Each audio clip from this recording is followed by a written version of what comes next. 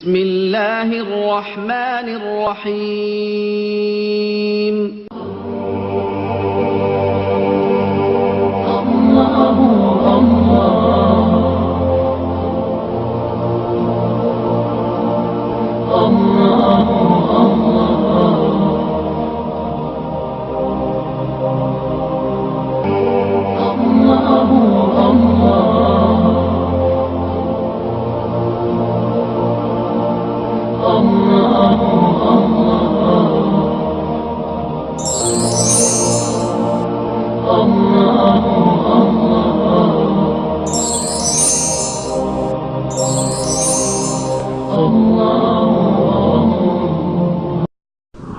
بسم اللہ الرحمن الرحیم يا أيها الذين آمنوا اتقوا الله وابتغوا إليه الوسيلة وجاهدوا في سبيله لعلكم تفلحون۔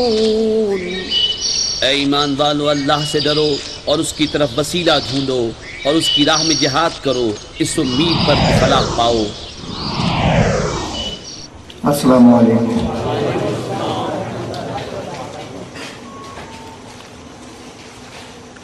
اعوذ باللہ من الشیطان الرجیم، بسم اللہ الرحمن الرحیم۔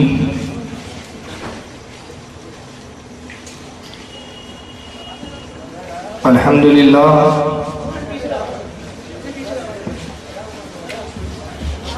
الحمدللہ الذی فضل علی سیدنا و مولانا محمد صلی اللہ علیہ وسلم علی العالمین جميعا۔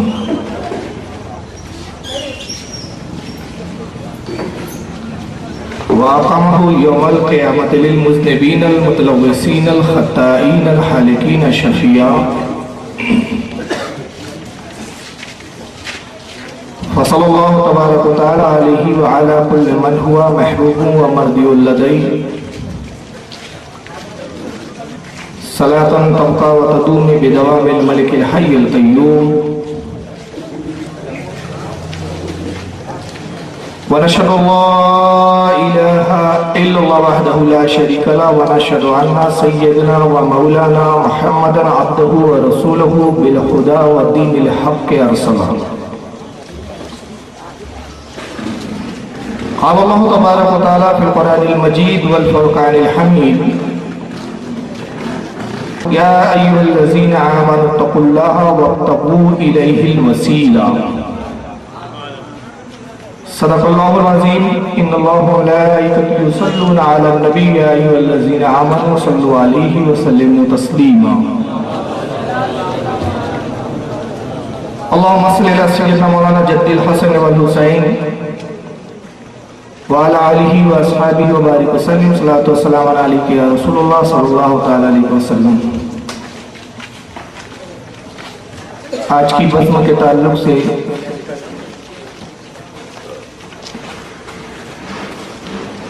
یہ 4 مصرے کہ تجھ کو کیا دیں گے یہ شہر دوسرا پر چھوڑ دیں گے،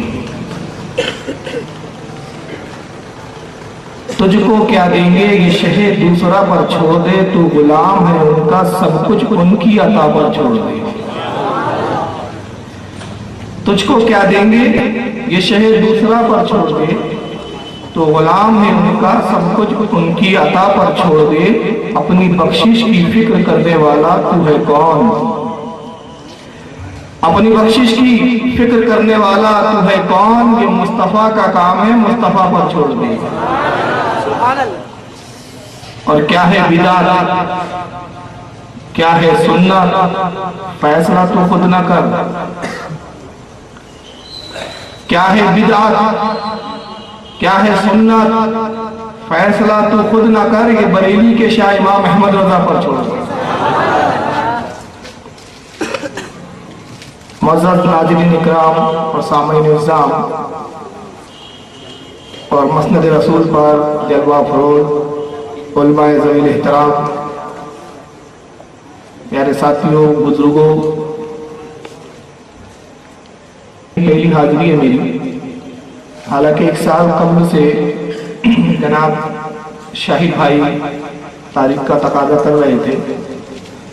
हवासा 4 बार आना हुआ, लेकिन सिडनी पहली बार आने का इत्तेफाक हुआ। आने के बाद यहाँ के नौजवानों से जब मुलाकात की तो बड़ी मसरत और खुशी हुई मुझे कि माशाअल्लाह यहाँ के नौजवान मैंने यहाँ देखे कि दीनी जज्बा बहुत रखते हैं, सुन्नियत का दर्द है, काम करने का जज्बा है। और उससे ज़्यादा बढ़कर खुशी अब हुई कि जब मैंने जलसे में देखा कि माशाअल्लाह इतनी बड़ी तादाद और फिर उस तादाद में बुजुर्गों का साथ। मैं अपने जलसों में अक्सर एक बात कहा करता हूँ कि जिस कौम में नौजवानों का जोश और बुजुर्गों का होश वो दोनों यकजा हो जाए, उस कौम को कोई शिकस्त नहीं दे सकता। बड़ी मसरत और खुशी की बात है कि यहाँ बुजुर्ग भी तशरीफ फरमाए, हमारे उनकी सरपरस्ती हासिल है, नौजवान भी है और काम करने वाले नौजवान हैं। हमारे नाज़िम ने जिस बात की गुजारिश की मैं इंशाअल्लाह उसको बाद में बयान करूंगा, इसलिए कि जलसा मैं समझता हूँ उस चीज़ के लिए मुनक्किद नहीं किया गया जो नाज़िम साहब ने कहा है। और मेरा अपना मिजाज है कि मैं उन्वान पे बोलता हूँ, मकसद पे बोलता हूँ। मकसद से हटकर गुफ्तगू करना मैं समझता हूँ आपका और अपना दोनों का वक्त ज़ाय करना है। जब कोई मुझसे तारीफ लेता है तो मैं सबसे पहला सवाल उससे करता हूँ कि जलसा क्या, उन्वान क्या है, जलसा आप किस मकसद के लिए रख रहे हैं। यही सवाल मैंने जनाब शाहिद भाई से किया तो उन्होंने कहा कि जलसे का उन्वान तौहीद और शिर्क है। आपको समझाना है कि तौहीद क्या है, शिर्क क्या है। अब चूंकि उन्वान ये मुतय्यन है पहले से और फिर सुनने वाले सामईन ये सुनना चाहते हैं तो उसमें फिर बीच में कुछ और ले आना, तो ये ऐसा है कि जलसे को वक्त बढ़ाना है, तवालत देना है। लेकिन बहरहाल मैं उनकी ख्वाहिश का एहतराम करूंगा और इस पर चंद बातें मैं जलसे के इख्तिताम पर बोलूंगा इंशाअल्लाह। और जैसा कि हमारे इरशाद भाई मोहतरम ने ऐलान किया कि सवालात और नशिस्त रहेंगी, तो इंशाअल्लाह आपके जहन में जो शुकूक व शुबहात उभरे किसी भी दीनी मसले के ताल्लुक से, तो आप खुदा के भी पूछ सकते हैं या फिर कागज़ पर लिख कर तहरीर कर कर मुझ तक पहुँचा दे, तो मैं इंशाअल्लाह जवाब देने की कोशिश करूँगा। आइए सबसे पहले हम जानते हैं कि तौहीद क्या है, क्योंकि आज अहले सुन्नत वल जमात के अलावा जो दीगर जमातें हैं वो इसी लफ्ज़ का इस्तेमाल करके और कसरत के साथ इस लफ्ज़ को बोल बोल के लोगों को अपनी तरफ मुतवज्जे कर रही है और ये बावर कराने की कोशिश की जा रही है कि हम तौहीद पर हैं, तौहीद के हम मानने वाले हैं, तौहीद की हम तबलीग करने वाले हैं। और हमारे अलावा जितनी दूसरी जमातें हैं, बिलखुसूस बरेलवी मकतब फ़िक्र में नाम भी ले लेता हूँ, ये हजरात जो है शिर्क में मुब्तला है, तौहीद को समझते नहीं है। ये लोग जो हजरात नेट से ताल्लुक़ रखते हैं या मेरी सीडियाँ देखते हैं, उन्होंने देखा हुआ कि आजकल मेरा मौजू तौहीद और शिरकी बना हुआ है। अब मैं तो ये तक दावा करता हूँ कि जो तौहीद के ठेकेदार बने बैठे वो खुद शिर्क में मुब्तला है। ये एक अलग टॉपिक है। सबसे पहले हम तौहीद की तारीफ समझे कि तौहीद के मायने क्या है। तौहीद के अगर एक लफ्ज में मायने बयान किए जाए तो वो ये है कि अल्लाह वहदहू ला शरीक पर ईमान रखना, माबूद हकीकी अल्लाह को जानना, मुतसर्रिफ बिज़ात अल्लाह को समझना, उसकी ज़ात और सिफात में किसी को शरीक ना करना, यह है तौहीद। अल्लाह यकता है, वाहिद है, हमेशा से है, हमेशा रहेगा। ना परवरदिगार आलम की कोई बीवी है, ना कोई उसका बच्चा है, ना उसने किसी को जना, ना वो किसी से पैदा हुआ। फरमाता है कि लम यलिद वलम यूलद, फरमा दीजिए महबूब कि ना उसने किसी को जना है, ना वो किसी से पैदा हुआ है। उसकी कोई मिसाल नहीं है, कोई उससे मुशाहबत नहीं दी जा सकती। वो जिस्म जिस्मानियात से पाक है। वो कलाम फरमाता है लेकिन जबान से पाक है। وہ اپنے بندوں کو دیکھتا ہے لیکن آنکھ سے پاک ہے، وہ اپنے بندوں کی التجائیں دعاؤں کو سنتا ہے لیکن کان سے پاک ہے، وہ اپنے بندے کی مدد فرماتا ہے لیکن پیروں سے ہاتھوں سے مدد کرنے سے پاک ہے۔ یہ تمام عقائد کے مجموعے کا نام ہے عقیدہ توحید، اور اس کی ضد ہوتی ہے شرک۔ ممکن ہے کہ میرے حضرات جو ساتھی ہیں، میں نے دیکھا راستے میں ان کا جوش، تو شاید نعرے وارے لگانے کا موقع نہ ملے ان لوگوں کو۔ میری تقریر ایسی سنجیدہ ہوتی ہے، میں سمجھانے کی کوشش کرتا ہوں، جذبات میں لانا میرا مقصد نہیں ہوتا۔ تقریر کا مقصد ہی یہ ہوتا ہے کہ بات سمجھی جائے، دماغ میں بٹھائی جائے اور اس پر پھر عمل کیا جائے، یہ اصل تقریر کا مقصد۔ جوش میں نعرے لگا دیے، ہوش میں کچھ بھی نہیں کہ کیا بولے مولانا نے، بہت اچھا بولے، کیا بولے پتہ نہیں لیکن بولے بہت اچھا، تو وہ تقریر میں سمجھتا ہوں ضائع ہو گئی۔ تو توحید آپ نے سمجھ لیا کہ توحید جس پر ہمارا ایمان ہے وہ یہ ہے کہ اللہ کو معبود حقیقی جاننا، ایک جاننا، یکتا سمجھنا، ہمیشہ سے ہے، ہمیشہ جاننا، غیر حادث سمجھنا۔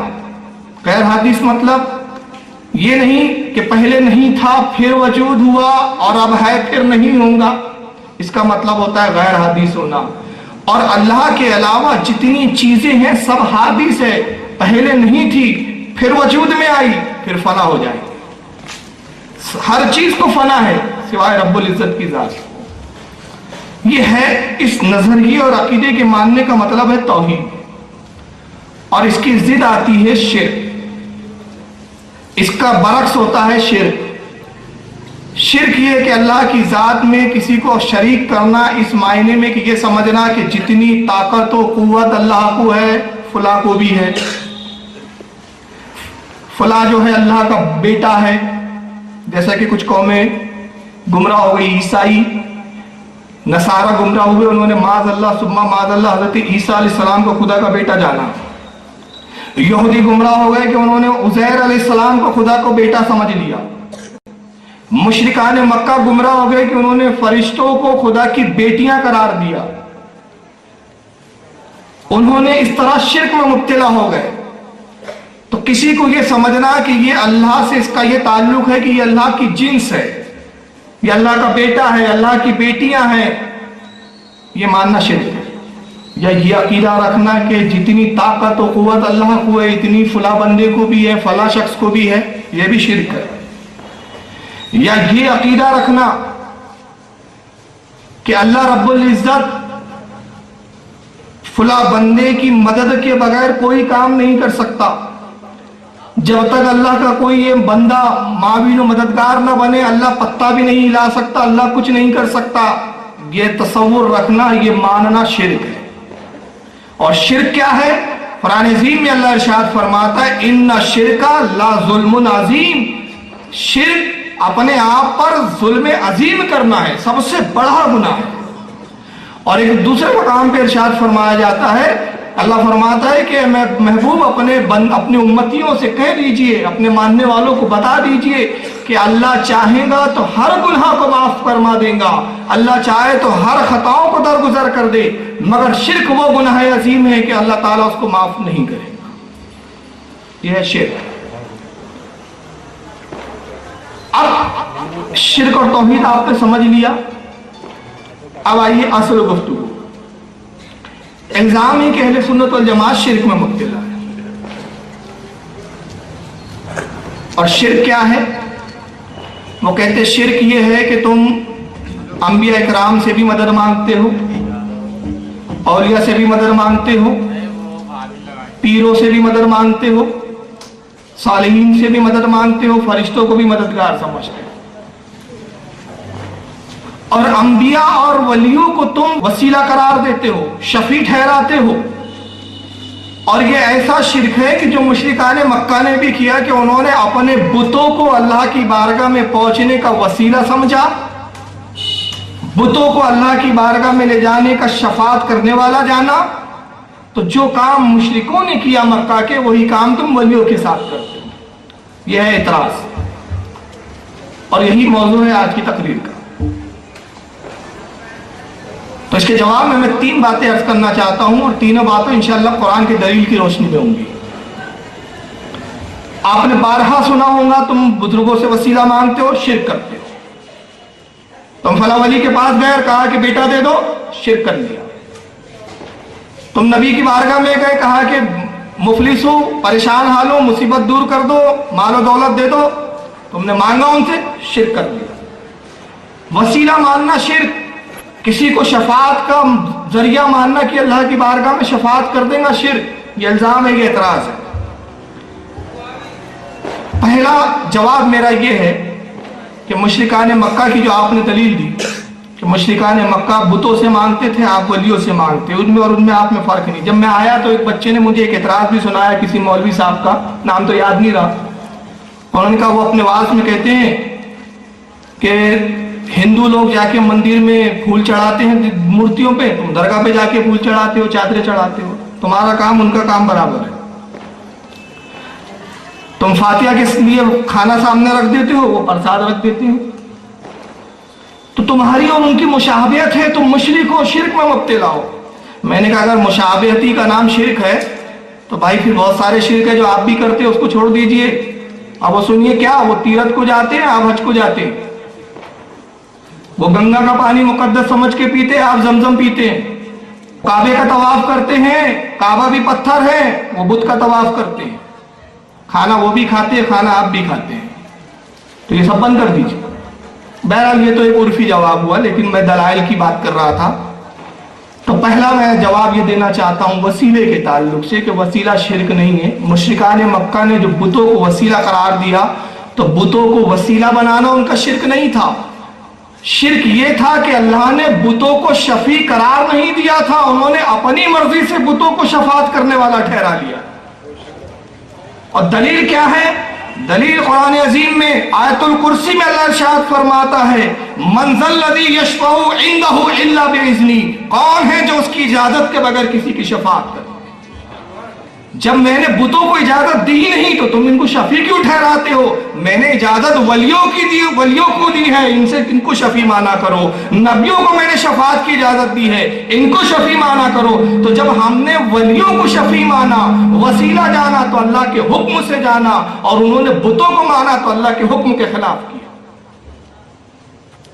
अब ये तो आप कहेंगे आपके अल्फाज लपासी लफ्जों का हेर फेर है। नहीं, मैं कुरान पढ़ देता हूँ। कुरान अजीम का पारा नंबर 16 सूरह तहा आयत नंबर 109, अल्लाह इरशाद फरमाता है, यौमाइज़िन ला तनफ़उ शफ़ाअता इल्ला मन अज़ीना लहु रहमान व रदिया लहु क़ौला।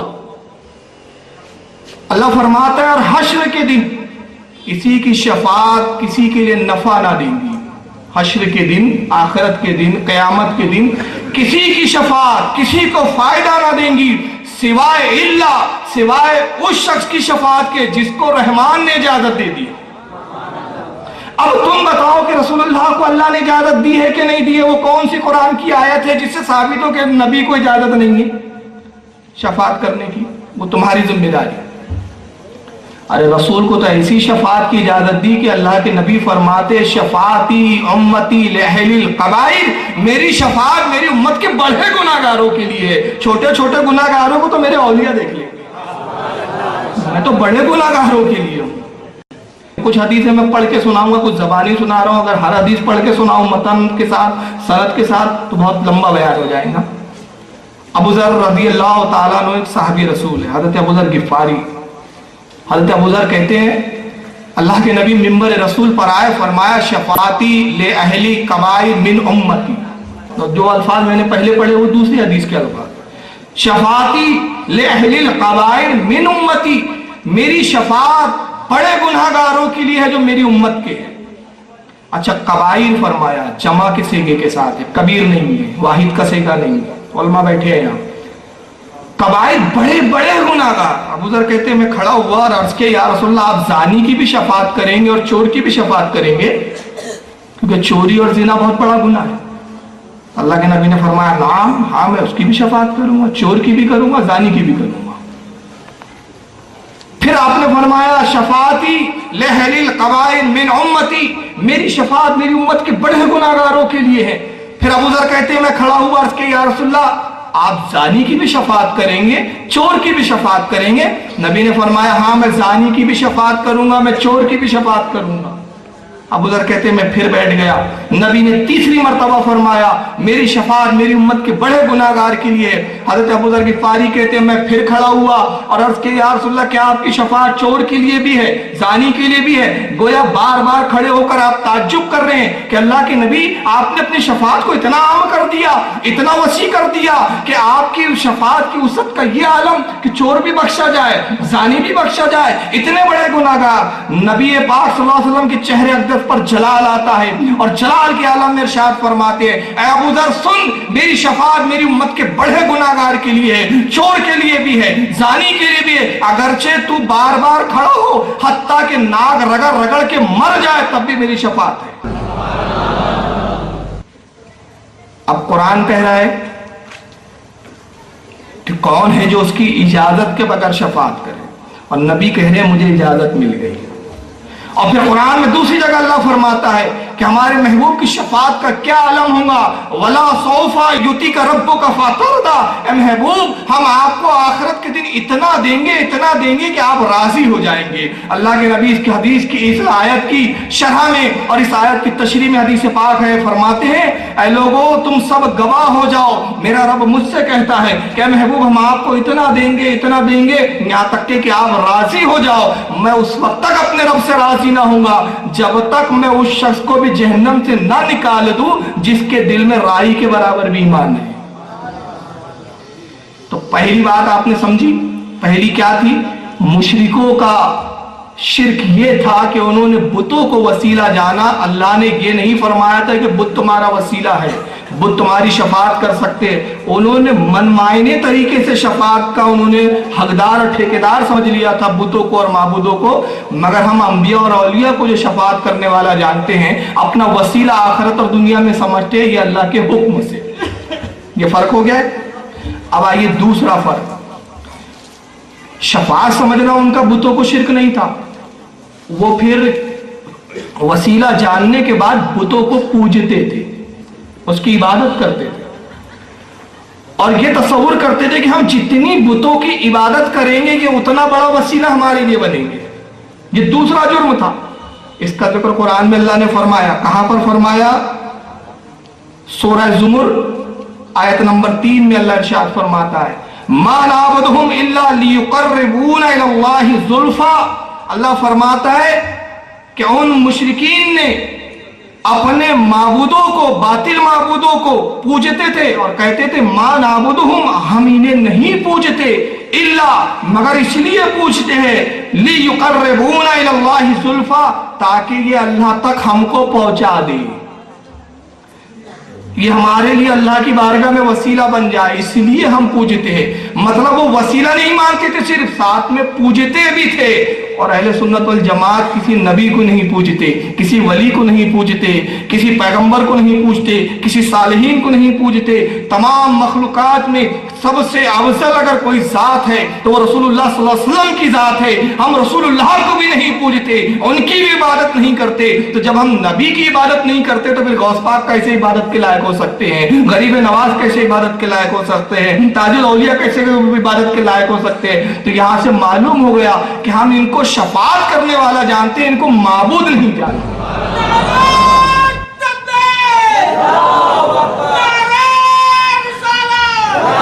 تو دوسری دلیل کیا ہے؟ دوسری دلیل کہ مشرکان مکہ پوجتے تھے وسیلہ بات سمجھ کر. ہم وسیلہ سمجھتے ہیں, پوجتے نہیں. اب تیسرا سنیے, انہوں نے اللہ کے بارگاہ میں بتوں کو وسیلہ بھی جانا مشرکین نے, اور کتنا بڑا جانا, کہا کہ یہ وسیلہ ہے اور وسیلہ اکبر وسیلہ اعظم ہے. کتنا, جتنی طاقت اللہ کو ہے ان کو بھی ہے. یہ بھی اللہ کے ربوبیت میں, الوہیت میں, خدائی صفاتوں میں, خدائی میں یہ برابر کے شریک ہے. اللہ کے یہ برابر ہیں. انہوں نے اللہ کے برابر بتوں کو ٹھہرایا, اور اس کا ذکر بھی قرآن میں اللہ نے ارشاد فرمایا کہ یہ صرف وسیلہ نہیں جانتے بلکہ وسیلے کے ساتھ بتوں کو رب کے برابر سمجھتے ہیں. چنانچہ قرآن عظیم پارہ 19 سورہ شورا آیت 98 میں اللہ ارشاد فرماتا ہے اللہ ان قلنا لفی دلال مبین اذ نسوکم برب العالمین، اور قیامت کے دن وہ مشرکین کہیں گے خدا کی قسم تاللہ، خدا کی قسم انا قلنا لفی دلال مبین، ہم تو بہت بڑی گمراہی میں تھے، بہت بھٹکے ہوئے تھے، بہت بہکے ہوئے تھے۔ کیوں؟ اذ نسوکم برب العالمین، کہ ہم نے ان بتوں کو رب العالمین کے برابر ٹھہرا لیا تھا، رب العالمین کے برابر سمجھ لیا تھا۔ مطلب کیا ہوا کہ وسیلہ جاننے کے ساتھ ساتھ بتوں کو اللہ کے برابر بھی سمجھ لیا، اللہ کا دوست سمجھ لیا، اور ایسا دوست کہ اللہ ان کے وسیلے کو رد نہیں کر سکتا، ان کی شفاعت کو رد نہیں کر سکتا، ان کی سفارش کو رد نہیں کر سکتا۔ اور قرآن نے کہا کہ انہوں نے رب العالمین کے برابر جان لیا اور اس کی خدائی قوتوں میں، طاقتوں میں شریک ٹھہرایا، کہا یہ رب العالمین کے برابر ہے، جیسے یہ خالق ہے ویسے یہ خالق ہے، جیسے وہ پیدا کرتا ہے ویسے یہ پیدا کرتے ہیں، جیسے وہ مارتا ہے ویسے یہ مارتے ہیں، گویا یہ رب العالمین کے برابر طاقت و قوت رکھتے ہیں۔ مگر میں آپ سے پوچھتا ہوں، کیا آپ رسول اللہ کو اللہ کے برابر سمجھتے ہیں؟ شرک ختم۔ شرک تب ہوتا ہے، شرک بنا شرکت سے، اور شرکت ہوتی ہے برابر کی 50% کی پارٹنرشپ، اس کو اردو میں بولتے ہیں شرکت، اور شرکت سے بنا ہے شرک۔ جب بات برابری کی ہو تو شرک کہا جاتا ہے۔ تو جب ہم رسول کو خدا کے نہ برابر سمجھتے ہیں، نہ خدا جیسا سمجھتے ہیں، بلکہ خدا کا بندہ سمجھتے ہیں، لیکن رضا نے ختم سکن اس پہ کر دیا خالق کا بندہ اور خلق کا آقا کہوں گا۔ ہمارا یہ عقیدہ ہے کہ خالق کے بندے ہیں مگر پوری مخلوق کے آقا ہے، تو یہاں سے شرک ختم ہو جاتا ہے۔ اچھا، اگر بالفرض چلیے کسی کو میری یہ 3 دلیلوں سے اطمینان نہ ہو تو کہ نہیں ٹھیک ہے وہ آپ نے لایا، ہم نہیں مطمئن اس سے، تو میں کہوں گا پھر قرآن میں ایک سراحتاً آیت ہے، اس کا جواب لے آئیے آپ۔ اور وہ سراحتاً آیت کیا ہے؟ سری آیت کیا ہے؟ سنیے، سورہ مائدہ آیت نمبر 35، اللہ تعالیٰ ارشاد فرماتا ہے یا ایھا الذین آمنوا اتقوا اللہ وابتغوا الیہ الوسیلہ، اے ایمان والو اللہ سے ڈرو۔ پہلا جملہ یا ایھا الذین آمنوا، اے ایمان والو، خطاب کس سے؟ ایمان والوں سے، یعنی جن سے بات کی جا رہی ہے، جن کو مخاطب کیا جا رہا ہے وہ ایمان والے ہیں۔ اب پہلا مخاطب کیا اللہ نے، یا ایھا الذین آمنوا، اے ایمان والو کیا کرو؟ اتقوا اللہ، اللہ سے ڈرو۔ تو اللہ سے کیسے ڈرو؟ نماز مت پڑھو اور کہو اللہ سے ڈرتے ہیں۔ رمضان کا مہینہ ہے تو روزے مت رکھو، کہو اللہ سے ہم ڈرتے ہیں۔ اللہ تعالیٰ استطاعت دے، مال و دولت و حج مت کرو اور کہو ہم اللہ سے ڈرتے ہیں۔ صاحب مال ہو، صاحب نصاب ہو، زکوٰۃ نہ ادا کرو اور کہو اللہ سے ڈرتے ہیں، تو اس کو اللہ سے ڈرنا کہیں گے؟ نہیں۔ اللہ سے ڈرنے کے معنی نماز کا وقت ہو تو نماز پڑھو، روزے جب کی فرضیت کا جب وقت آ جائے، روزے آ جائے رمضان المبارک کے تو روزے بھی رکھو، حج کی استطاعت اللہ دے تو حج کر لو، زکوٰۃ کی استطاعت بخشے تو زکوٰۃ ادا کر دو۔ تو سارے اعمال کے مجموعے کا نام اطاعت اللہ کی اطاعت، اطاعت خداوندی، اور یہ ہوا اللہ سے ڈرنا۔ تو اللہ نے پہلا حکم فرمایا اے ایمان والو، خطاب ایمان والوں سے کیا اور کہا اللہ سے ڈرو، نماز بھی پڑھو، روزہ بھی رکھو، حج بھی کرو، زکوٰۃ بھی دو، سارے نیک اعمال، صالح اعمال پر تم عمل پیرا ہو جاؤ۔ اور جب ان سارے اعمال پر عمل پیرا ہو جاؤ تو اب یہ مت سوچو کہ نجات مل جائیں گی، یہ تکیہ کر کے مت بیٹھ جاؤ کہ ہو گیا اب جنت مل جائیں گی۔ کیوں؟ ایک تھا جس نے نماز ایک وقت کی بھی نہیں چھوڑی تھی، ایک تھا جس نے اللہ کی اطاعت سے کبھی روگردانی نہیں کی تھی، اس نے اتنے سجدے کیے کہ سجدے روئے زمین پر پھیلا دیے جائے تو ایک جگہ، ایک انچ بھی جگہ نہ بچے جہاں اس نے سجدہ نہ کیا ہو۔ علماء فرماتے 90 لاکھ سال اس نے اللہ کی عبادت کی، مگر عبادت منہ پر مار دی گئی۔ کیوں؟ उसने नेकों का साथ नहीं दिया, नेकों के साथ नहीं हुआ, सालिहीन के साथ नहीं हुआ। सालिहीन कौन थे? फरिश्ते। फरिश्तों की इताअत नहीं की, फरिश्तों की पैरवी नहीं की, इब्लीस हो गया, शैतान हो गया, मरदूद हो गया। तो अल्लाह बता रहा है, ऐ मेरे बंदो, अमल काबिल नजात नहीं हो सकते, अमल मरदूद हो सकते हैं, बारगाह इलाही से धुतकारा जाया जा सकता है। अगर ईमान की हिफाजत चाहते हो, अमल की हिफाजत चाहते हो, तो क्या करो? वब्तगू इलैहिल वसीला, उसकी राह में वसीला तलाश करो, वसीला ढूंढो। और जब वसीला ढूंढ लोगे, किसी को पकड़ लोगे, किसी वली के दामन से वाबस्ता हो जाओगे, तो गुमराह नहीं होंगे, भटकोगे नहीं। तो ये वसीले की सरी आयत है जिसमें अल्लाह ने फरमाया वसीला तलाश करो। अगर वसीला शिर्क होता तो ये अजीब शिर्क है जिसका हुक्म अल्लाह ही ताला दे रहा है। ऐसा हो सकता है? नहीं हो सकता। अब आइए, एक बात यहां पर एक एतराज आता है, और एतराज ये है कि एक मौलवी साहब कहेंगे आपको बाद में, वसीले से मुराद नबी नहीं है, वसीले से मुराद औलिया नहीं है, वसीले से मुराद पीर व मुर्शिद नहीं है, वसीले से मुराद सालिहीन नहीं है। वसीले से मुराद कौन है? तो कहेंगे वसीले से मुराद आमाल है, नमाज है, रोजा है, हज है, ज़कात है, सदकात है, नेक अमाल है वसीला। अल्लाह ने कहा वसीला तलाश करो, मतलब नमाज पढ़ो, उसको वसीला बनाओ। ये थोड़ी कहा कि वली को बनाओ, कहाँ है वली को बनाओ? तो मैं कहता हूं सबसे पहले आप ये तय कर लीजिए कि गैरुल्लाह का वसीला शिर्क है या नहीं। पहले इस पे आप कमिटमेंट कर लीजिए, क्योंकि आप बोलते हैं अपनी किताबों में लिखते हैं कि गैरुल्लाह का वसीला ही शिर्क है, अल्लाह के अलावा किसी का वसीला पकड़ना ही शिर्क है।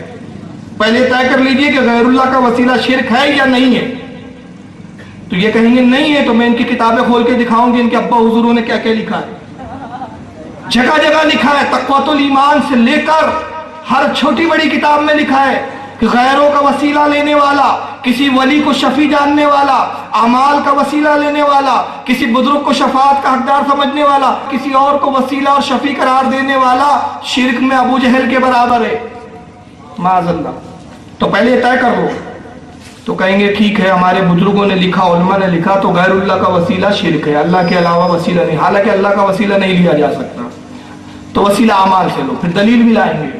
दलील क्या सुनाएंगे? कुरान से सुनाएंगे। कुरान ये भी पढ़ते हैं ना, ऐसा थोड़ी है कुरान आप ही पढ़ते हैं। तो कुरान क्या सुनाएंगे? कुरान सुनाएंगे। देखो कुरान में अल्लाह ताला ने फरमाया, या अय्युहल्लज़ीना आमनुस्तईनु बिस्सब्रि वस्सलात इन्नल्लाहा मअस्साबिरीन। ऐ ईमान वालो, सब्र और नमाज से मदद चाहो, बेशक अल्लाह सब्र करने वालों के साथ है, साबरीन के साथ है। तो अल्लाह ने वसीला करार दिया ना नमाज को और सब्र को। तो मैं कहूँगा जब ये बात तय हो गई कि गैरुल्लाह का वसीला शिर्क है, तो ये जो आप नमाज पढ़ते हैं अल्लाह है कि गैरुल्लाह है? समझ में आ रही है बात? नमाज किस चीज का नाम है? मस्जिद में गया, तकबीर तहरीमा जब तक ना कहो नमाज में दाखिल ही नहीं होता बंदा। तकबीर तहरीमा क्या है? नियत करके कि नमाज में पढ़ रहा हूँ, दिल में इरादा करके अल्लाह अकबर बोल के कानों तक हाथ उठाना और फिर हाथ बांधना। अब नमाज में आप दाखिल हो गए, अल्लाह अकबर का हाथ मान लिया, नमाज शुरू हो गई। रुकू किया, नमाज हो रही है। सजदा किया, नमाज हो रही है। कायदे में बैठे, नमाज हो रही है। कयाम कर रहे हैं, नमाज हो रही है। सलाम फिर रहे, नमाज हो रही है। अरकान के मजमूए का नाम नमाज है। वो अरकान जो रसूलुल्लाह ने करके बताए, सहाबा ने किए, सहाबा से ताबईन ने देख कर किए, तबे ताबईन ने किए, उन सब से लेते हुए हम तक ये अरकान पहुंचे, हमने देखा। और जब इन अरकानों को अदा कर लिया तो कहा नमाज हो गई। तो नमाज चंद अरकानों के, चंद हरकतों सकरात के मजमूए का नाम नमाज है। और अल्लाह फरमा रहा है आपके कहने के मुताबिक नमाज से मदद चाहो। तो ये बताओ जो तुम नमाज पढ़ रहे हो ये तो वसीला हो सकते हैं, रसूलुल्लाह नहीं हो सकते। तुम्हारे ये नाकिस अरकान, तुम्हारे ये कमजोर अरकान, ये वसीला बन सकते। और फिर ये जो वसीला बन रहे हैं, जो रुकू किया ये वसीला, ये नमाज का हिस्सा, सजदा किया ये वसीला, ये नमाज का हिस्सा। तो ये तुम्हारा सजदा करना, ये रुकू करना, ये कायदे में बैठना, ये अल्लाह है कि गैरुल्लाह? तो ये गैरुल्लाह है। तो मालूम हो गया कि गैरुल्लाह का वसीला शिर्क नहीं है। अलबत्ता शिर्क तब है कि उसका वसीला लिया जाए जिसकी इजाजत अल्लाह ने न दी हो। समझ में आ गई? मैं इस पे चीज सुनाता हूं आपको, अब बहुत आसानी से समझ में आ जाएगा। हुजूर सैयदी आला हजरत रज़ियल्लाहु ताला अन्हु के एक शागिर्द और खलीफा थे जिनका नाम है हजरत ज़ियाउद्दीन मदनी रहमतुल्लाह ताला अलैह। मदीना मुनव्वरा में आला हज़रत की ज़िंदगी में आप तशरीफ़ ले गए, मदीने में विसाल हुआ, जन्नतुल बकी शरीफ में आपकी मज़ार अक़दस है। और उलमा अहले सुन्नत और अवाम अहले सुन्नत क़ुतब मदीना के नाम से उनको याद करते हैं। वक्त के वली कामिल थे। उनके ज़माने में जब नजदी हुकूमत आई, तुर्की हुकूमत ख़त्म हुई, नजदी हुकूमत काबिज हुई, तो चूँकि वो सुन्नी थे, सही अकीदा थे, आला हज़रत के मुर्शिद खलीफा थे, शागिर्द थे, नजदियों ने परेशान किया और एक मरतबा फिर एक नजदी से उनका मुनाजरा हुआ। मुनाजरे का मौजू वसीला।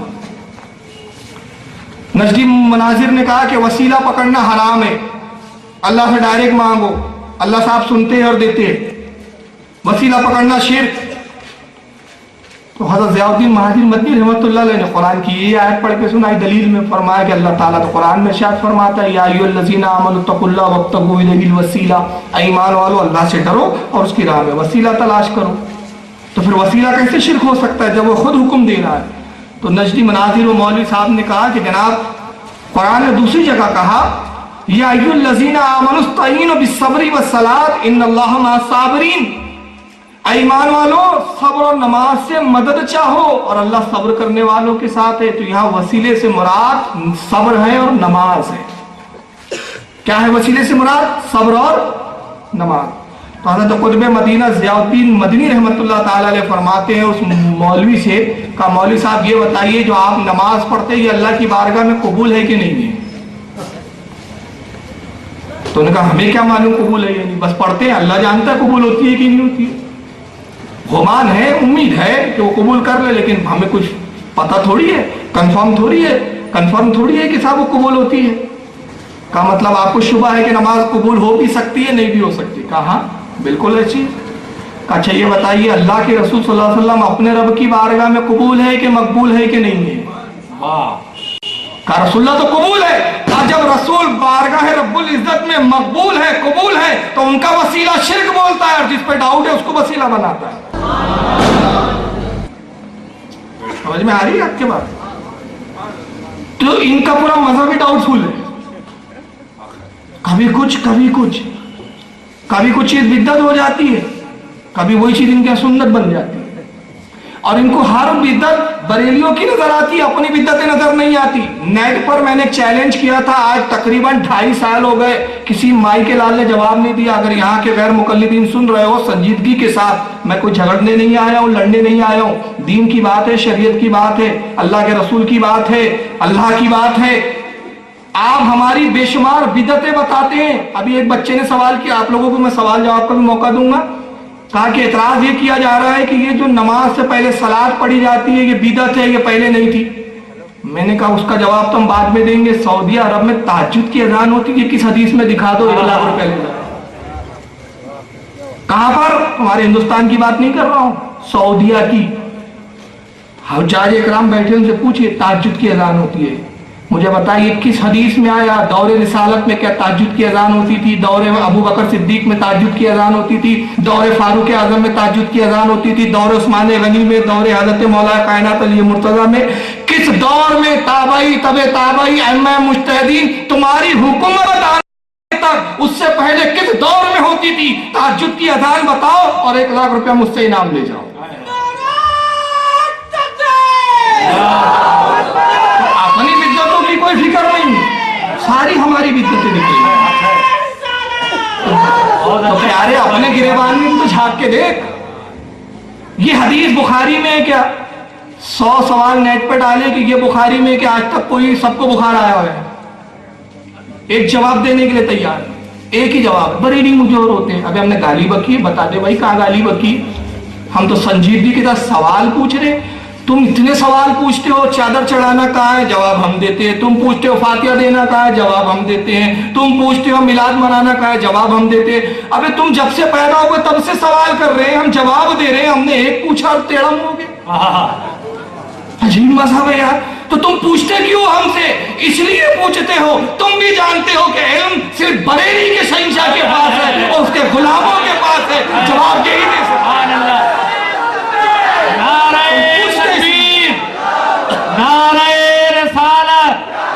मखलके आला हजरत उलमाए अहले सुन्नत सुभान अल्लाह फारूक भाई, वाह वाह। तो कहा जाता है बरेली जाहिल होते। अबे तो पूछता क्यों है? हर आदमी पढ़े लिखे थी तो पूछता है।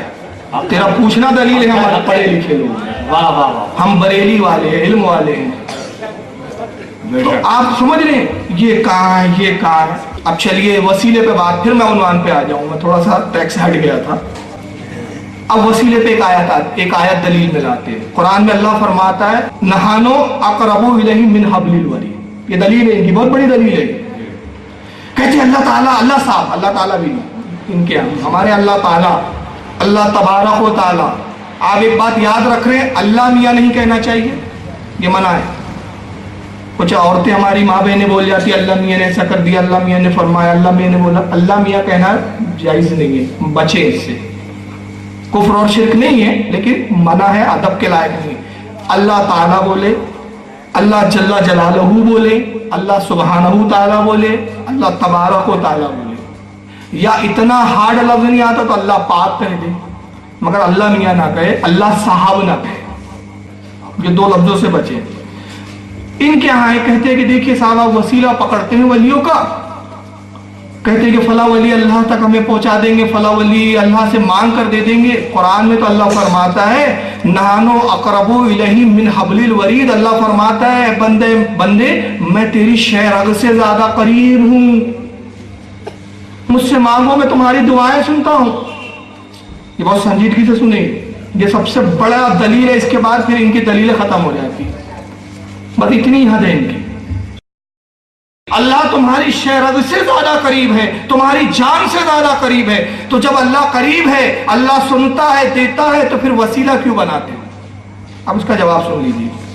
पहला जवाब तो ये है, कुरान ने कहा अल्लाह करीब है, ये कहा कि बंदा मुझसे करीब है। वाह, जुमले पे गौर करें। अल्लाह ने फरमाया मैं करीब हूं बंदे से। कुरान में ये कहा कि बंदा मुझसे करीब है। अल्लाह का करीब होना और होता है, बंदे का करीब होना और होता है। फर्क है, अगर अल्लाह हर बंदे से करीब है तो अबू जहल से भी करीब है, उतबा से भी करीब है, अबू लहब से भी करीब है, फिरौन से भी करीब है, नमरूद से भी करीब है।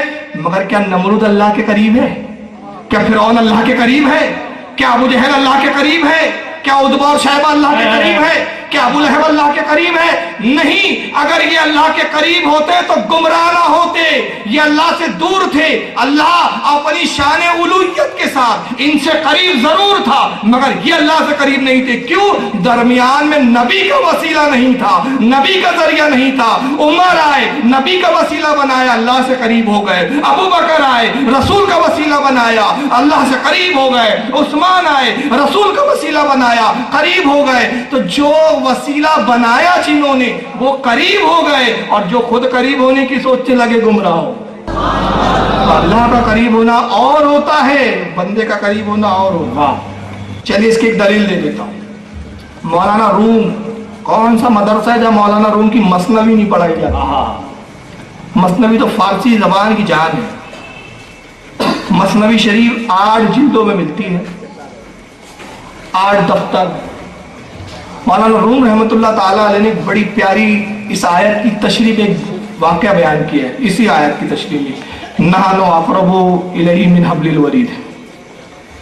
मौलाना रूम रहमतुल्लाह ताला अलैह फरमाते हैं कि जौहरी था, उसके बाद एक बड़ा कीमती हीरा था। तो उसने सोचा कि इस हीरे को बेचना चाहिए, और अब ये हीरा मैं रख के क्या करूँगा, मेरे तो काम करने में मैं कोई बादशाह और शहंशाह तो हूँ। इस हीरे को बेच देते हैं और इससे जो कीमत आएगी उससे फिर कुछ अपने कारोबार में तरक्की का सोचेंगे। फिर ख्याल आया हीरा बड़ा कीमती है, पूरे शहर में ऐसा कोई अमीर है ही नहीं जो इस हीरे को खरीद सके। एक ही है जात जो इस हीरे की कीमत दे सकती है, वो है बादशाह वक्त। मगर राजधानी बहुत दूर थी इसके गांव से, तो इसने कहा चलो राजधानी का सफर करते हैं, बादशाह की खिदमत में पहुंचते हैं, हीरा नजर करेंगे, बादशाह से मोल भाव करेंगे, बादशाह खरीद लेगा। अब ये हीरा लेके जौहरी निकला। इत्तेफाक से चोर को पता चल गया कि ये हीरा लेके जा रहा है किसी जरिए से। अब इसने कहीं तस्करा कर दिया होगा कि मैं बादशाह क्या जा रहा हूँ। बात फैलते फैलते चोर तक पहुंचे। चोर ने कहा यार सफर ही एक ऐसा मौका है कि तन्हा होऊंगा, साथ में हो लो, जब मौका मिले ना हीरा चुरा लेंगे। साथ में हो लिया जौहरी के। सलाम कलाम हुआ, कहा आप किधर जा रहे हैं? कहा मैं शहर जा रहा हूँ, राजधानी बादशाह के पास। काम है कुछ? कहा मैं भी तो नहीं चल रहा हूँ। चलिए अच्छा है, दोनों साथ में चलेंगे, सफ़र बड़ा अच्छा जो है गुजर जाएगा। जोहरी को थोड़ा शक हो गया, जान ना पहचान, अचानक आया और साथ में चलने की बात कर रहा है। बहरहाल चलो लेके चलने में क्या है, बस हीरे की हिफाजत करेंगे। अब रास्ता भर सोचता रहा कि हीरे की हिफाजत का क्या करना। अब जब चलते चलते शाम होने लगी तो जोहरी कहता है, जोहरी बहुत होशियार भी था और अक्लमंद भी था। उसने कहा देखो यार, सफ़र बड़ा तवील है, 1 हफ्ते का सफ़र है और 1 हफ्ते हम मुसलसल चलेंगे भी, आराम भी करेंगे, लेकिन एक साथ दोनों सो गए तो ऐसा ना हो कि चोर और डाकू आए और तुम्हारा और मेरा दोनों का सामान लूट के लेके चले जाए। तो मेरे जहन में एक तदबीर है, तदबीर यह है कि आधी रात तुम सोना, मैं जागता रहूंगा, पहरा देता रहूंगा, फिर मैं सो जाऊंगा, तुम पहरा देते रहना। तो इसने चोर ने सोचा अरे यार, इससे अच्छी क्या तजवीज़ होगी, जब ये सोएंगा अपनी बारी में तो मैं तो आराम से हीरा लेके निकल जाऊंगा, इसको कुछ मजम्मत भी नहीं करनी पड़ेगी, कोई जहमत भी नहीं उठानी पड़ेगी। अब उसके बाद ये हुआ कि वो जोहरी कहता है ये पहले तू सो जा, आधी रात जब होंगी तो मैं तुझे उठाऊंगा। तो देखा ठीक है, सो जाता हूँ। थके मांदे थे, सफर बड़ा करते हुए जा रहे थे, सो गया। और जब सोया तो ऐसी नींद सोया जैसे घोड़े बेच के सोना जिसको बोलते हैं। तो जोहरी अक्लमंद था, उसने ये किया कि जब उठाने का वक्त हुआ तो उसने कुछ देर पहले जब उठाना है, गहरी नींद में है, वो हीरा लिया और इसी के कपड़े में ऐसे छुपा दिया कि इसको खबर भी ना हो। ऐसा आदमी ना, बड़ी एहतियात के साथ हीरा इसके कपड़े में छुपा दिया। फिर उसको उठाया, अरे उठो, अरे मेरे दोस्त उठो।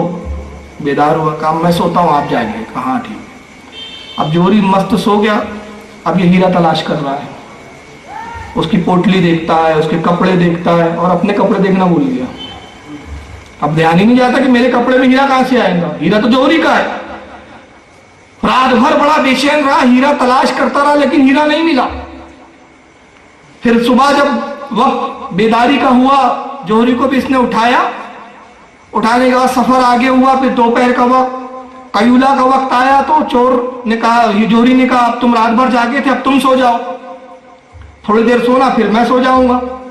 फिर चोर सोया। सोने के बाद इसने हीरा निकाल लिया, देखा हाँ महफूज है। फिर इसके जागने की बारी आई तो फिर उसके इसमें डाल दिया। अब सफर चलता रहा, ये रोज हीरा तलाश करता लेकिन हीरा इसको मिलता नहीं। और रोज जोहरी ये करता कि जब अपने सोने की बारी आती तो इसके कपड़े में छुपा देता। अब ये 7 दिन ये मुसलसल ये मामला चलता रहा। 7 रोज का सफर कटा और ये दोनों शहर में दाखिल हुए।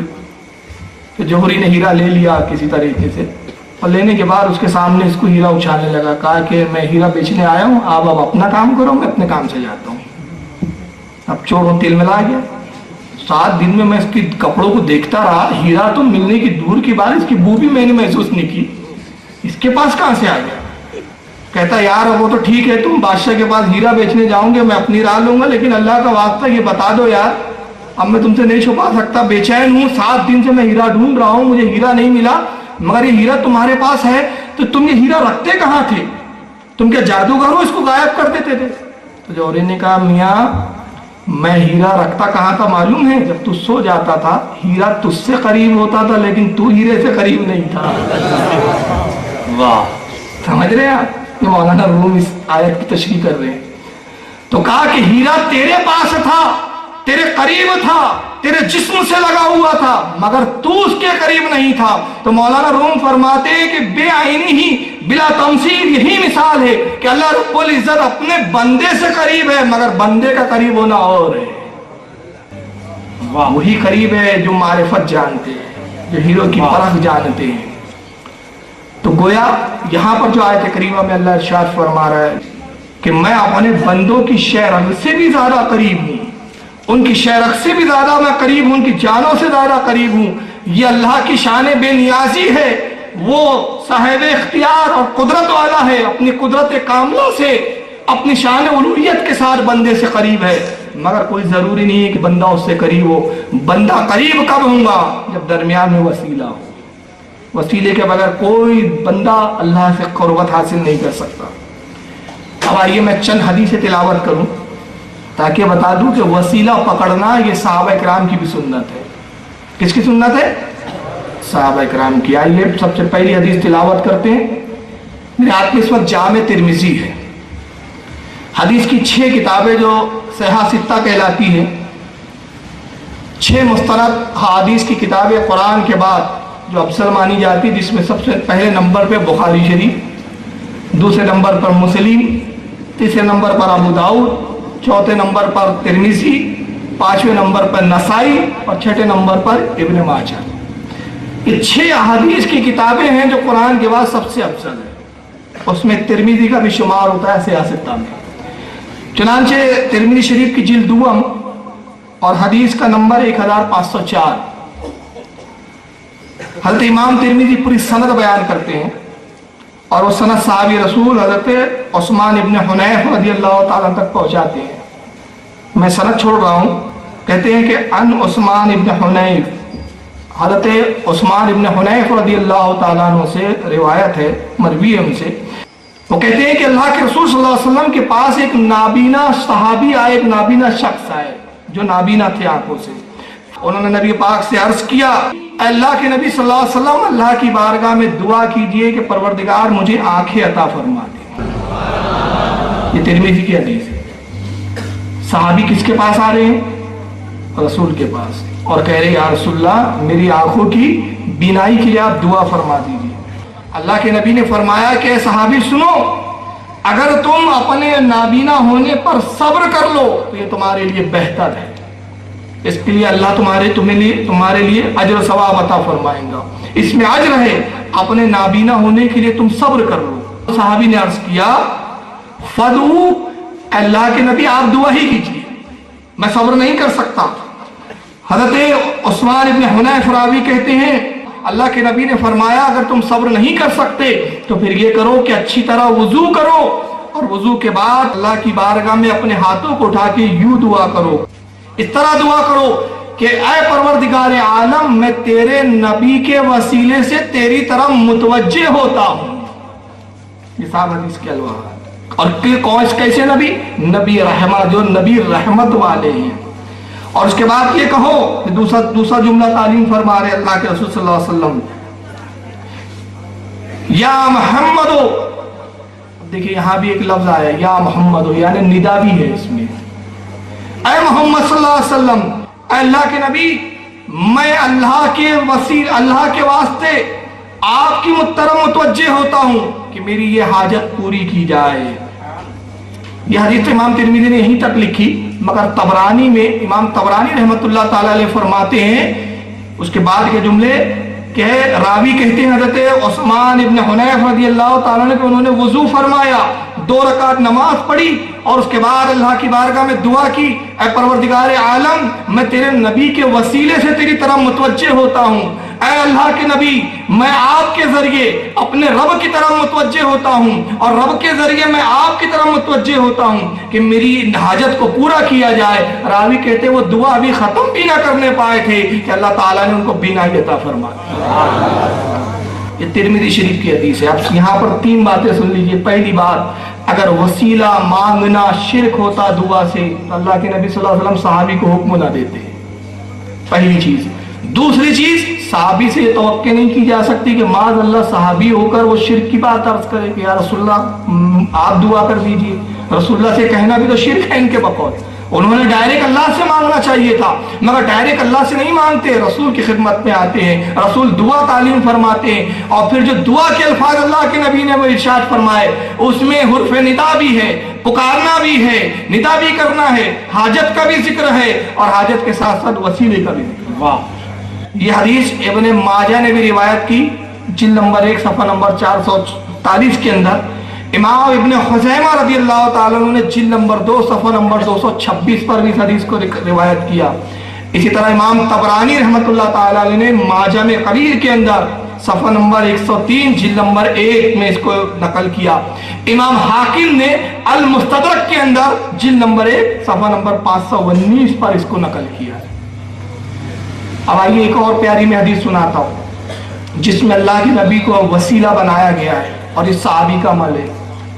حضرت امام جلال الدین سیوطی رحمت اللہ تعالیٰ علیہ اپنی مشہور زمانہ کتاب خصائص القبریٰ کے اندر حضرت امام قاضی فضیل عیاض رضی اللہ تعالیٰ عنہ اپنی کتاب کتاب الشفا کے اندر، حضرت شاہ عبدالحق محدث دہلوی رحمۃ اللہ تعالیٰ علیہ اپنی مشہور زمانہ فارسی کتاب مدارج النبوت کے اندر، حضرت امام قسطلانی رحمۃ اللہ تعالیٰ علیہ المواہب اللدنیہ کے اندر، یہ میں نے 4 کتابوں کے حوالے دی اور الحمدللہ یہاں ٹیبل پہ موجود ہے۔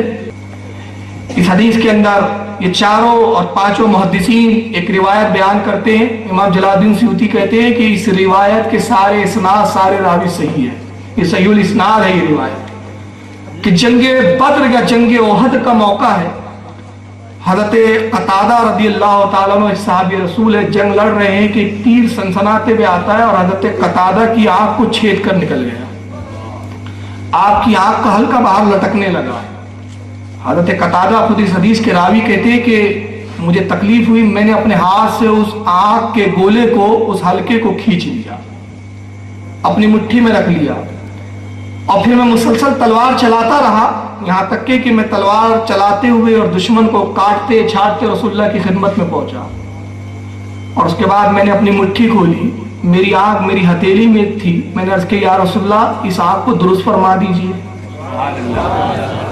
کس کس محدث پہ آپ کفر اور شرک کا فتویٰ لگاؤں گے بھائی؟ صحابی پہ لگاؤں گے، رسول اللہ پہ لگاؤں گے، امام جلال الدین سیوطی پہ لگاؤں گے، امام قاضی عیاض پہ لگاؤں۔ امام قاضی عیاض کو انہیں بتا دوں، ابن تیمیہ کہتے ہیں کہ امام قاضی فضیل عیاض اپنے وقت کے ایسے محدث ہیں جن کی اتباع اور پیروی کی جاتی ہے۔ ایسے محدث جلال الدین سیوطی وہ ہیں محدث جن کو خاتم المحدثین کا خطاب محدثین اکرام نے دیا ہے۔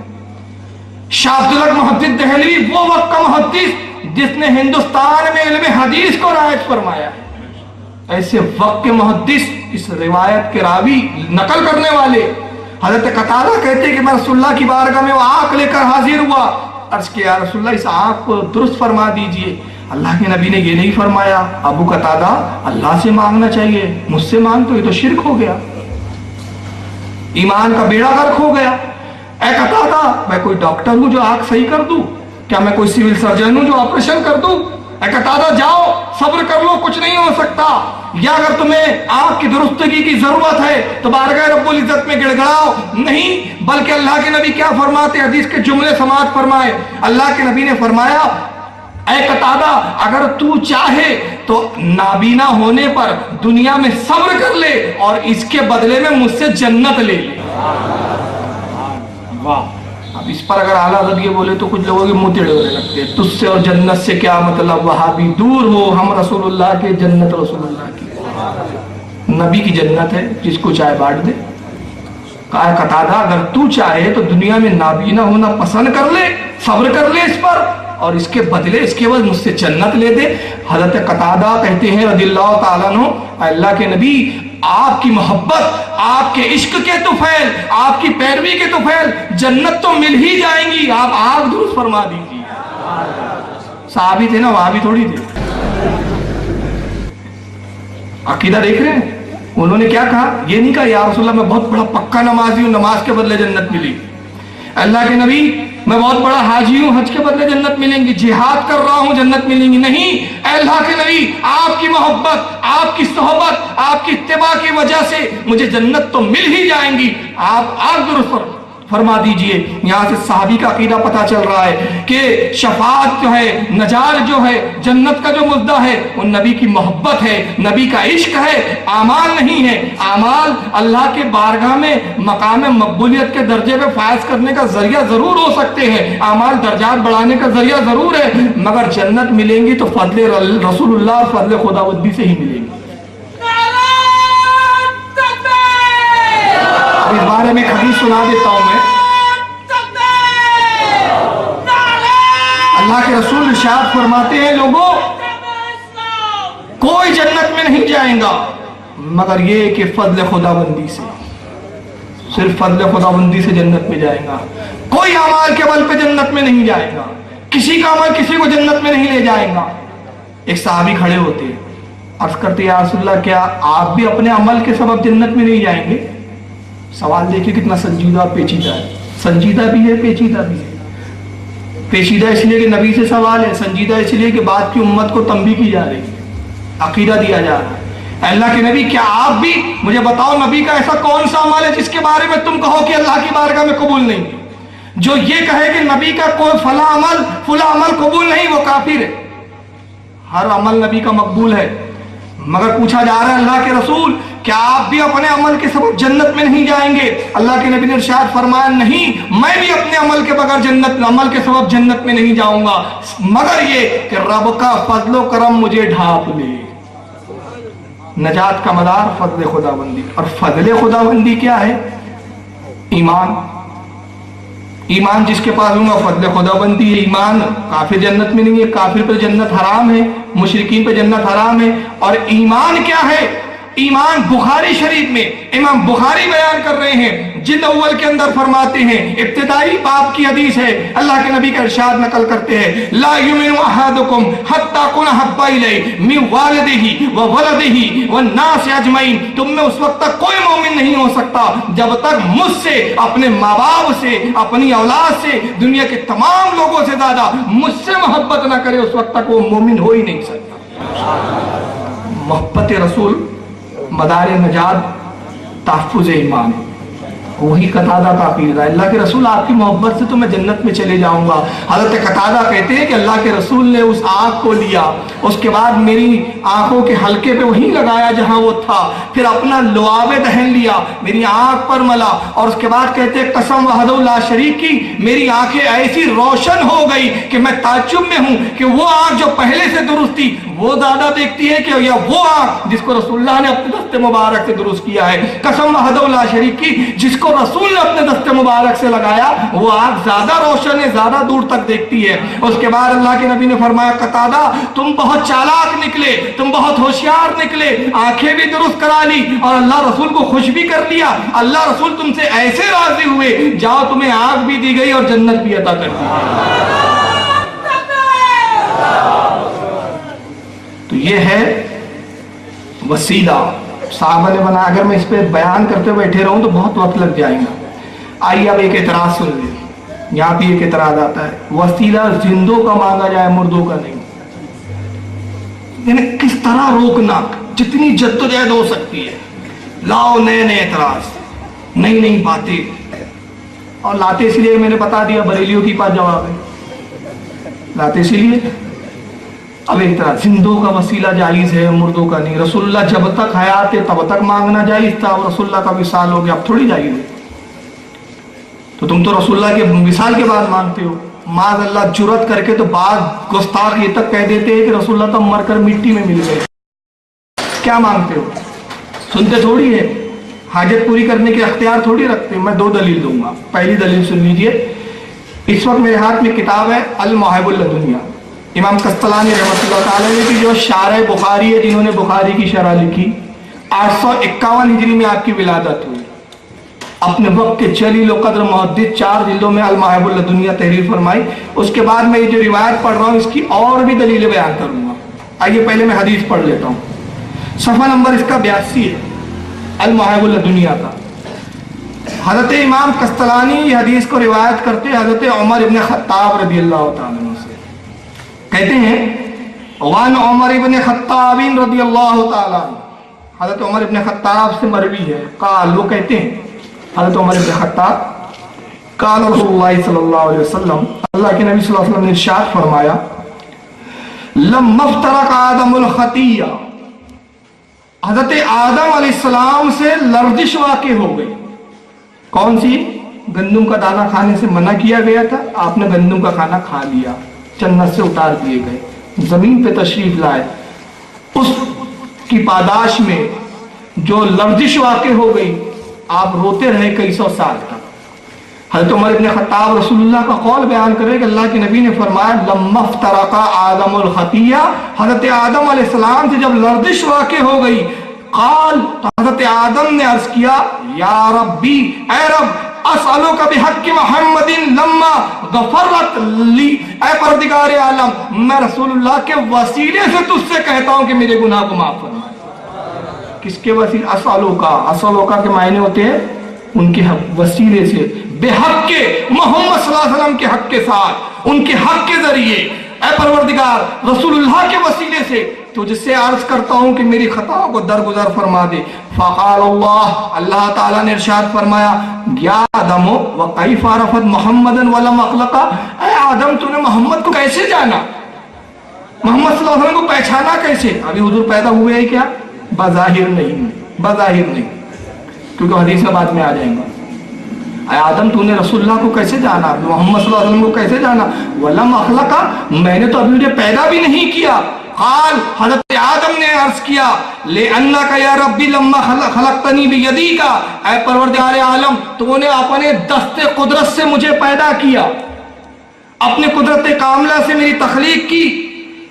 وَنَفَخْتَ فِيَّ مِن رُوحِكَ، اور تو نے اپنی جانب سے مجھ میں روح ڈالی۔ رفعت رأسی، پھر میں نے اپنے سر کو اٹھا کر دیکھا جب تو نے مجھ میں روح ڈالی۔ فرأیت علی قوم العرش مکتوبہ، تو میں نے عرش پر ایک تحریر لکھی بھی دیکھی، اور وہ تحریر کیا تھی؟ لا الہ الا اللہ محمد رسول اللہ۔ میں نے یہ تحریر لکھا ہوا دیکھا، کہاں پر دیکھا؟ عرش پر۔ فعلمت، میں نے جان لیا، انک لم تصف اسمک الی احب الخلق الی، جس کا نام تو نے اپنے نام کے ساتھ رکھا اس سے تو کتنی محبت کرتا ہوں گا، کہ تو نے نہ اپنی ذات سے اس کو جدا کیا نہ اس کے نام کو اپنے سے جدا کیا۔ دیکھیں آدم کیا کہہ رہے، میں نے جان لیا، اسی وقت میرے سمجھ میں آ گیا کہ جس نام کو تو نے اپنے نام کے ساتھ رکھا، کیسے رکھا ذرا میں اس کی تشریح کر دوں، ذرا کلمہ پڑھیے لا الہ الا اللہ، کہاں ختم ہوا یہ؟ اللہ پہ۔ اب کلمے کا دوسرا جز پڑھیے محمد، کہاں سے شروع ہوا؟ ختم اللہ پہ، شروع محمد سے، درمیان میں کوئی فاصلہ نہیں، کتنا قریب رکھا، ایک واو کا بھی فرق آنے نہیں دیا، ایک لفظ کا بھی فرق آنے نہیں دیا۔ تو آدم نے کہا رب کائنات، میں نے جب اپنے سر کو اٹھایا تو عرش پر میں نے لکھا ہوا پایا کلمہ طیبہ کو، میں نے جان لیا کہ جس کا نام تیرے نام کے ساتھ ہے تو اس سے کتنی محبت کرتا ہوں گا۔ فقال اللہ تعالی صدقت یا آدم، اللہ تعالیٰ نے ارشاد فرمایا آدم تو نے سچ کہا، سچ کہا تم نے۔ انہو لا حب الخلق الی، تمام مخلوق میں مجھے سب سے زیادہ محبوب وہی ذات ہے۔ وَإِسْأَلْتَنِي بِحَقِّ قَدْ غَفَرْتُ لَكَ، تو نے اس کے وسیلے سے مانگا اس لیے میں تجھے بخش دیا ہے۔ لولا محمد ما خلق، اے آدم اگر اس ذات کو پیدا کرنا مقصود نہ ہوتا تو میں تجھے بھی پیدا نہ کرتا۔ یہ حدیث یہاں ختم ہو۔ امام عسقلانی آگے لکھتے ہیں رواہ البہقی، امام بہقی نے اس حدیث کو تخریج کیا فی دلائل النبوت، انہوں نے دلائل النبوت میں لکھا، انہوں نے ایک حوالہ دیا، یہ حدیث اور کہاں کہاں ہے سن لے، میں ذرا سنا دوں تاکہ بیچارے جو اہل حدیث بولتے اپنے آپ کو ان کو بھی پتہ چلے کہ بریلیوں کے بعد اس تعلق سے کتنی حدیث ہے۔ یہ حدیث کتاب الشفا کے اندر امام قاضی عیاض نے جلد 1 صفحہ نمبر 173 پہ نقل کی ہے۔ امام حاکم رحمت اللہ تعالی علیہ نے المستدرک کے اندر، امام حاکم کون ہے؟ امام بہقی رحمت اللہ علیہ کے استاد ہیں، انہوں نے المستدرک کے اندر جلد 2 صفحہ نمبر 615 پہ اس کو نقل کیا۔ اور اب اس امام کا میں نام لے رہا ہوں جن کو اہل غیر مقلدین بنام اہل حدیث سب سے زیادہ مانتے ہیں، وہ حضرت امام عبد الرحمن ابن جوزی رحمت اللہ تعالی علیہ، انہوں نے اپنی کتاب الوفات صفحہ نمبر 47 پر بھی اس حدیث کو نقل کیا۔ اور امام حاکم اس حدیث کے بارے میں المستدرک میں فرماتے ھذا حدیث صحیح الاسناد، یہ حدیث صحیح ہے، اس میں کوئی راوی ضعیف نہیں۔ تو یہ حدیث سے کیا ایک بات پتہ چلی، ابھی نبی پاک صلی اللہ علیہ وسلم پیدا بھی نہیں ہوئے مگر نبی کا وسیلہ ایک نبی لے رہا ہے، تو وسیلہ پکڑنا یہ نبی کی سنت ہے۔ اب آئیے دوسری حدیث سنا دیتا ہوں، کیونکہ اعتراض یہ تھا کہ زندوں کا ہی وسیلہ لیا جا سکتا ہے وصال یافتہ کا نہیں، تو پہلی دلیل میں نے یہ دی کہ جب نبی پاک صلی اللہ علیہ وسلم بظاہر پیدا بھی نہیں ہوئے اس سے پہلے بھی وسیلہ لیا گیا، اور ابھی نبی پاک صلی اللہ علیہ وسلم وصال فرما چکے اس کے بعد بھی وسیلہ لیا جا رہا ہے۔ اب اس کی دلیل کے لیے ایک کتاب دکھا رہا ہوں، اس کا نام ہے تفسیر نصفی، امام نصفی رحمت اللہ تعالی علیہ کی تفسیر ہے، جس کا مشہور نام تفسیر مدارک ہے۔ تفسیر مدارک سنا ہوا، اسی کو تفسیر نصفی بولتے ہیں، 4 جلدوں میں آتی ہے، اس کی پہلی جلد ہے۔ قرآن عظیم میں اللہ تعالیٰ نے ایک ارشاد فرمایا ہے سورہ نساء آیت نمبر 64 کے اندر، اور وہ آیت کریمہ کیا ہے؟ اللہ ارشاد فرماتا ہے وَلَوْ أَنَّهُمْ إِذْ ظَلَمُوا أَنفُسَهُمْ جَاءُوكَ، اے ایمان والو، اے لوگو، جب تم اپنی جانوں پر ظلم کرو، گناہ کرو، تو میرے نبی کی بارگاہ میں آ جاؤ، میرے نبی کے پاس آ جاؤ، اور پھر کیسے آؤ؟ فَاسْتَغْفِرُوا اللَّهَ، اللہ سے استغفار کرو، وَاسْتَغْفَرَ لَهُمُ الرَّسُولُ، اور اگر ہمارا رسول تمہارے لیے شفاعت کے لیے اپنے ہاتھوں کو بلند کر دے، لَوَاجِدُ اللَّهَ تَوَّابُ الرَّحِيمَ، تو تم اللہ کو بہت زیادہ توبہ قبول کرنے والا پاؤ۔ یہ قرآن میں، کس میں ہے؟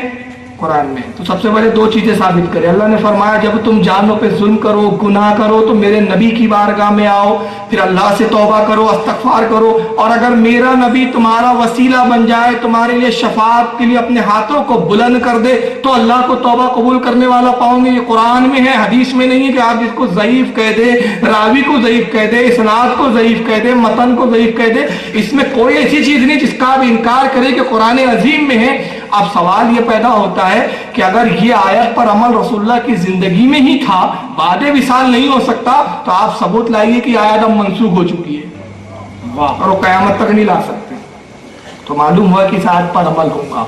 اب اس آیت کی تفسیر کے اندر، یہ تفسیر کی کتاب ہے، قرآن کی تفسیر ہے، حضرت امام نصفی رحمۃ اللہ علیہ کیا فرماتے ذرا سنیے حدیث کے الفاظ۔ حدیث لکھتے ہیں عن علی رضی اللہ تعالیٰ عنہ، حضرت علی رضی اللہ تعالیٰ عنہ سے روایت مروی، حضرت علی کہتے ہیں جاء عربی بعد دفنہ علیہ السلام، اللہ کے نبی صلی اللہ علیہ وسلم کے وصال کے کچھ دن بعد یا کچھ بعد ایک عربی، عرب کا رہنے والا ایک شخص حاضر ہوا، فرمی بنفسہ علی قبری، اور اس نے رسول اللہ کی قبر پر اپنے آپ کو گرا دیا، قبر پر وہ جھک گیا، وَحَسَا مِن تُرَابَهُ عَلَى رَأْسِ، اور اس نے قبر اقدس کی مٹی کو اٹھا کے اپنے سر پہ ڈالنے لگا، اور اس کے بعد کہتے ہیں وَقَالَ يَا رَسُولَ اللَّهِ، کیا جملے حضرت علی کے حدیث کے؟ اس نے کہا یا رسول اللہ، اے اللہ کے رسول۔ ایک بات اس سے یہ بھی ثابت ہو گئی کہ بعد وصال نبی یا رسول اللہ کہنا صحابی کی سنت ہے، تو یا رسول اللہ سے بھی اختلاف ہے نا ان کو۔ تو اس نے کہا یا رسول اللہ، قل، تو آپ نے فرمایا ہے، فسمعنا، اور ہم نے سنا ہے، وقانا فیما انزل علیہ، اور آپ پر اللہ نے کلام نازل کیا، اور وہ کلام یہ ہے وَلَوْ أَنَّهُمْ إِذْ ظَلَمُوا أَنفُسَهُمْ جَاءُوكَ، جب تم گناہ کرو تو میرے نبی کے پاس آؤ شفاعت کے لیے۔ یہ کلام ہم نے سنا، وَقَدْ ظَلَمْتُ نَفْسِي، میں نے اپنی جان پر ظلم کیا ہے، میں نے گناہ کیا ہے، وَجِئْكَ أَسْتَغْفِرُ اللَّهَ مِنْ ذَنْبِي، آپ میرے گناہوں کے لیے رب سے استغفار کیجئے، فاستغفر لی من ربی، اپنے رب سے استغفار کیجئے، اور میں بھی استغفار کرتا ہوں، استغفر اللہ من ذنبی، میں بھی اپنے گناہوں کے لیے استغفار کرتا ہوں، آپ بھی رب کی بارگاہ میں میرے لیے استغفار عرض کیجئے۔ اب حضرت علی کہتے ہیں فانودیا، ہم نے سنا من قبر ہی، کہ قبر رسول سے آواز آئی، قد غفر لکا، جا تجھے بخش دیا گیا۔ بعد وصال آ رہا ہے مانگنے والا، کس پہ شرک کا فتویٰ لگاؤ گے؟ علی پر، اس صحابی رسول عربی پر، امام نصفی پر؟ اور اگر شرک کے فتوے لگانے کا اتنا شوق ہے تو چند حوالے اور دے رہا ہوں، ان پہ بھی لگاؤ ضرورت ہو تو۔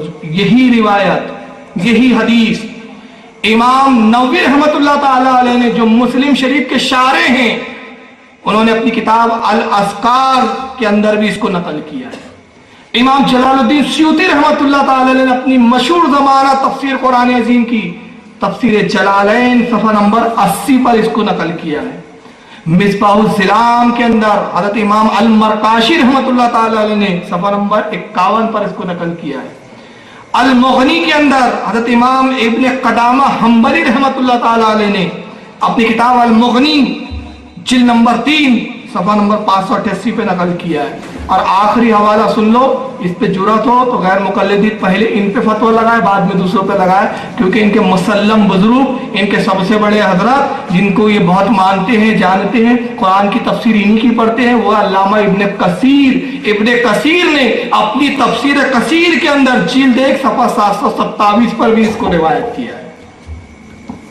تو یہ حدیثیں بتا رہی ہے کہ رسول اللہ کے بعد بھی مانگنا جائز ہے۔ اب ایک سوال یہاں ایک آتا ہے، اس کے بعد میں ختم کر دوں گا، پھر انشاءاللہ سوال جواب کا سیشن شروع ہوگا کہ بھائی مقصد پورا ہو جائے تو پھر وہ کام ختم ہو جاتا ہے، مثال کے طور پہ میں ناگپور سے نکلا, گاڑی میں بیٹھا, مقصد تھا سیونی جانا, سیونی آ گیا, میں اتر گیا, میں سیونی سے آگے تو نہیں بڑھا نا, کیونکہ مقصد سیونی آنا تھا. تو مقصد پورا ہو گیا, بات ختم ہو گئی. تو بھائی آپ نے ایک چیز کے لیے وسیلہ طلب کیا, بات کام ہو گیا, وسیلہ ختم ہو گیا. آپ تو پوری زندگی وسیلہ مانگتے رہتے ہیں, پوری زندگی وسیلہ ہی پکڑے رہتے ہیں, مقصد پورا ہوتا ہی نہیں آپ کا. تو میں کہوں گا کہ وسیلہ سب سے بڑھ کر کس چیز کے لیے, کس بات کے لیے مانگا جاتا ہے؟ رضا الہی, قرب خدا بندی. جس ذات تک جانا ہے وہ ذات لامتناہی ہے, لامحدود ہے. واہ. تو جب اس ذات کی حدیں نہیں, وہ لامتناہی لامحدود ہے, اس لیے وسیلہ بھی لامحدود ہونا چاہیے. اس لیے اس کی بھی کوئی حد نہیں ہے. جب تک دنیا میں انسان رہے, نبیوں کو وسیلہ سمجھے, بزرگوں کو وسیلہ سمجھے. اور ایک آخری حدیث سنا دیتا ہوں اور اس کے بعد میں اختتام کروں گا. یہ بخاری شریف, جس کو دیکھتے سے ان کو آنے لگتا ہے بخار, کیونکہ بے عشق محمد پڑھتے ہیں, یہ بخاری آتا ہے بخار, ان کو بخاری نہیں آتی. بخاری میں ان کو صرف ایک مسئلہ ملتا ہے, رفع دین کرنا. ہر سنی کو پکڑیں گے, آپ لوگ رفع دین نہیں کرتے, بخاری میں آیا ہے رفع دین کرنا. رفع دین سمجھتا ہے آپ کو؟ آپ کے لیے نیا ہوں, ہمارے ناگپور میں بولتے ہاتھ اٹھاتے رہتے. اور مسلم شریف کی حدیث ہے کہ گھوڑوں کی طرح تم جیسے گھوڑے ہلاتے ویسے ہاتھ مت ہلایا کرو. منسوخ ہو گیا, پہلے تھا وہ. تو بہرحال بخاری میں بہت ساری حدیثیں ہیں, مگر وہ آپ کو کبھی نہیں سنائیں گے کیونکہ ان کے عقیدے کے خلاف جاتی ہے. اب حدیث میں یہ سنانا چاہتا ہوں, اس سے پہلے ظاہر کرنا چاہتا ہوں کہ آپ قبر پہ جائیں, شرک.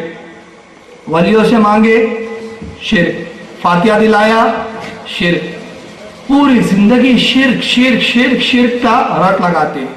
مگر آئیے بخاری شریف کی یہ جلد 1 کتاب الجنائز, جلد 1 کتاب الجنائز, باب نمبر 855.